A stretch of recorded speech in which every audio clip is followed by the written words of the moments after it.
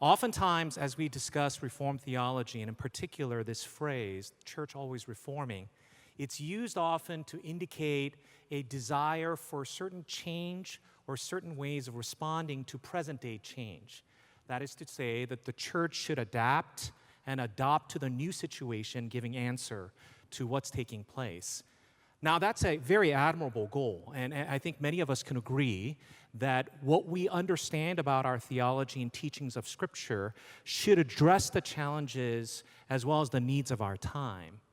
But it's often misused in this way. That is to say that it indicates that the church must be flexible in terms of what it believes in and where it stands. And I don't think that was the intention of the use of the phrase. Dr. Lawson was so articulately describing the core understandings of doctrines of grace.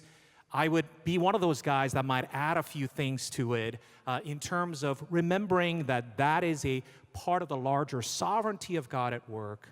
And even further, that's because Scripture is at the base of all these things, where the authority of the Word becomes the basis for all that we do. And I bring that up in particular, that phrase is church is always reforming is actually a passive notion.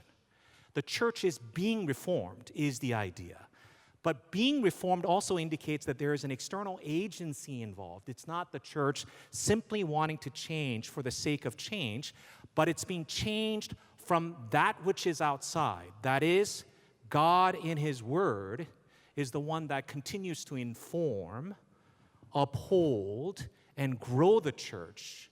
And so as an understanding of the growing maturity of the church upon the foundation of the Word, it's an agreeable phrase that I think articulates our desire to be faithful articulators of our faith to every generation, and not just the previous generations, but as an articulation of church's flexibility, which is oftentimes used. I don't think that's the case. It's about sovereign God through His Word, establishing the church and strengthening and growing it is the idea that's implied.